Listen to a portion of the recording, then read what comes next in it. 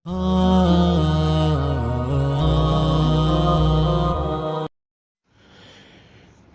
بات ذہن نشین رہے کہ توکل دین کی منزلوں میں سے ایک منزل ہے، یقین کے مقامات میں سے ایک مقام ہے، بلکہ مقربین کے اعلیٰ درجات میں سے یہ ایک درجہ ہے، اور علم کی روح سے نہایت دقیق اور عمل کے اعتبار سے نہایت مشکل ہے۔ یہ باتیں حضرت امام غزالی رحمۃ اللہ علیہ نے احیاء العلوم جلد چہارم کے 5ویں باب توحید و توکل میں تحریر فرمائی ہیں۔ فرمایا من یتوکل علی اللہ فإن اللہ عزیز الحکیم، اور جو کوئی بھروسہ کرے اللہ تعالیٰ پر تو اللہ زبردست ہے، حکمت والا۔ وعلی اللہ متوکلوا ان کنتم مؤمنین، اور اللہ پر بھروسہ کرو اگر یقین رکھتے ہو، یعنی تم مومن ہو۔ احادیث مبارکہ میں توکل کے بارے میں تواتر سے بہت ساری احادیث موجود ہیں۔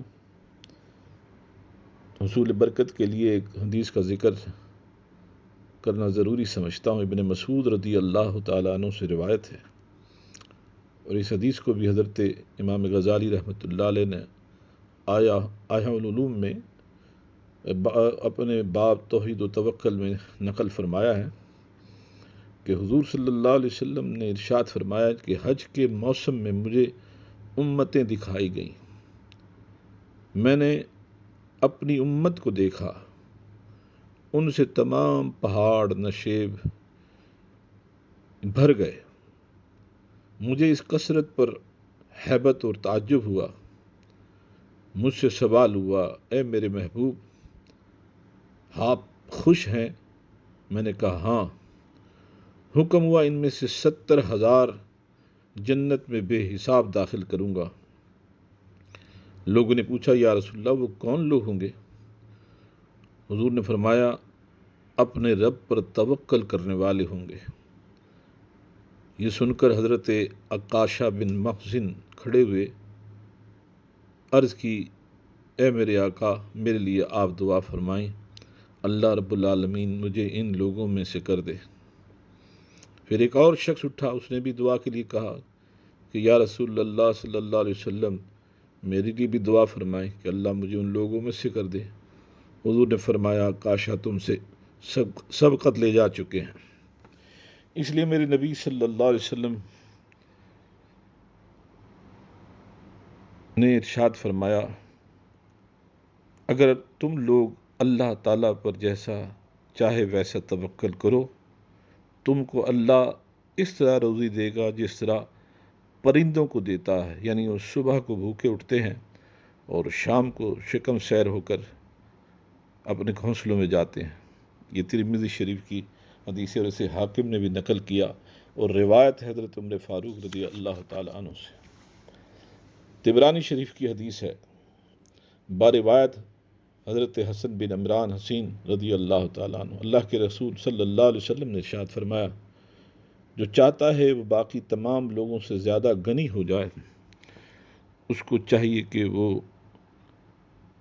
تمام اسباب جو اس کی نظر میں ہیں، سامنے ہیں، ان کی نسبت جو کچھ اس کے حصے کا اللہ کے پاس ہے اس پر زیادہ اعتماد کرے، یعنی اللہ کی عطا پر بھروسہ کرے، اسباب پر نہیں۔ حضرت داؤد علیہ السلام کو اللہ نے وحی فرمائی اے داؤد، جس نے میری حبل المتین یعنی رسی کو مضبوط پکڑ رکھا اور مخلوق سے کوئی توقعات نہ رکھیں، اگرچہ اس کے ساتھ زمین و آسمان تمام دغا کریں، یعنی اس کے خلاف ہو جائیں، میں رب اس میں سے بھی اس کے لیے راہ پیدا کر دوں گا۔ اللہ غنی۔ حرم بن حبان نے حضرت اویس کرنی رضی اللہ تعالیٰ عنہ سے ملاقات ہوئی تو پوچھا کہاں رہوں، یعنی سکونت کہاں اختیار کروں؟ تو آپ نے شام کی طرف اشارہ فرمایا۔ پھر حرم نے پوچھا بسر اوقات یعنی کسب معاش کی صورت کیا ہوگی؟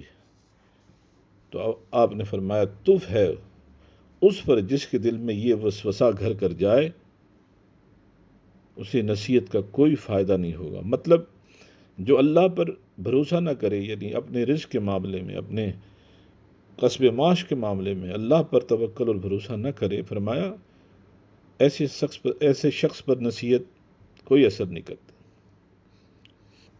اسی طرح ایک دفعہ کا واقعہ ہے کہ حضرت بایزید بستامی رحمۃ اللہ تعالی علیہ کسی آبادی میں تشریف لے گئے، مسجد میں نماز باجماعت ادا کی۔ نماز دعا و مناجات کی فراغت کے بعد لوگ آپ کے انتظار میں کھڑے تھے، سب آپ کے ارد گرد جمع ہو گئے، کچھ مفید گفتگو ہونے لگی، باہم لوگوں نے سوالات کیے، آپ کی خیر خیریت پوچھی، آپ کے حسن کلام سے متاثر ہوئے، مجلس لگ گئی۔ اس مجلس میں اس مسجد کا امام بھی موجود تھا۔ اس امام نے حضرت بایزید بستامی رحمۃ اللہ علیہ سے سوال کر لیا، حضرت آپ کا کسب معاش کیا ہے؟ یعنی کیا آپ کا روزگار ہے، فکر معاش کیا ہے، ضروریات کیسے پوری ہوتی ہیں؟ آپ مجلس سے کھڑے ہو گئے، لوگوں سے فرمایا ذرا انتظار کرو، میں اپنی نماز دہرا کر آتا ہوں۔ آپ تشریف لے گئے، اپنی نماز جو ابھی باجماعت آپ نے پڑھی تھی وہ دہرائی، نماز دہرا کر واپس آئے تو فرمایا اس امام کے پیچھے بایزید کی نماز ہی نہیں ہوتی جس کا توکل اپنے رب پر نہیں، جو اس بات پر توکل ہی نہیں کرتا کہ وہ رازق اللہ رزق دینے پر خود اپنے بندوں پر وعدہ کر چکا ہے۔ آج اسی توکل، اسی یقین کی ضرورت ہے، اسی بھروسے کی ضرورت ہے۔ آج سب کچھ ہے ہمارے پاس، کیا کچھ نہیں ہے۔ ماضی کی تھوڑی سی اپنی گزری ہوئی زندگی پر غور کریں، جو اسباب زندگی پہلے کبھی نہ ہوا کرتے تھے آج موجود ہیں، ہر ایک کو میسر ہیں۔ کچھ اگر محروم بھی ہیں تو وہ اس کی مصلحتوں میں سے ہیں، ورنہ ایک زمانہ تھا لوگوں کے پاس بائیسیکل نہیں ہوتی تھی، آج ہزاروں کی تعداد میں لوگ موٹر سائیکل پر آپ کو صبح شام سڑکوں پر نظر آتے ہیں، ہزاروں کی تعداد میں گاڑیاں، کاریں، بہترین قیمتی گاڑیوں میں آپ کو لوگ آتے جاتے نظر آئیں گے۔ کبھی چھوٹے چھوٹے مکانات پہ لوگوں کا گزارا تھا، آج بڑے بڑے محلات نما مکانوں میں، قیمتی فلیٹوں میں کس قدر آسائشوں کے ساتھ لوگ زندگی گزار رہے ہیں۔ کبھی 200-400 روپے کے سوٹ پر گزارا ہو جاتا تھا، آج ہزاروں روپے کا ایک سوٹ بنتا ہے۔ کبھی دسترخوان پر شوربے والا سالن ایک یا روٹی ہوتی تھی، ساتھ چاول ہوتے تھے۔ شادی بیاہ کے موقع پر ایک نمکین ایک میٹھے کے علاوہ کچھ نہیں ہوتا تھا۔ آج گھروں میں عام طور پر دسترخوانوں پر ان گنت نعمتیں ہوتی ہیں، اور شادی بیاہ میں تو آپ نے خود دیکھا ہوگا کہ ہزاروں قسم کی نعمتیں ہم اپنی نظروں سے دیکھتے ہیں، اور کھاتے ہوئے بھی لوگوں کو دیکھا ہے، ضائع کرتے ہوئے بھی لوگوں کو دیکھا ہے۔ 500 آدمی کا کھانا ہوتا ہے، 300 آدمی کا کھانا ضائع ہوتا ہے۔ یہ سب کچھ ہمیں حالات سمجھا رہے ہیں کہ اسباب کی کمی نہیں کی اس نے، جتنا تھا اس سے بھی زیادہ دیا، لیکن چیز تو بڑھ گئی، چیز کی برکت ختم ہو گئی، اس کی لذت ختم ہو گئی، اس سے ملنے والی جو راحت ہوتی تھی وہ راحت ختم ہو گئی۔ آج ان برکتوں، راحتوں سے، لذتوں سے انسان محروم کر دیا گیا، اور پھر اسی جستجو میں، اسی خواہش اور اس کی تکمیل کے سلسلے میں اتنا مصروف ہو گیا کہ وہ جو عبادت، نیکی، بندگی کے تقاضے، لوازمات تھے ان سے بالکل بے خبر ہو گیا۔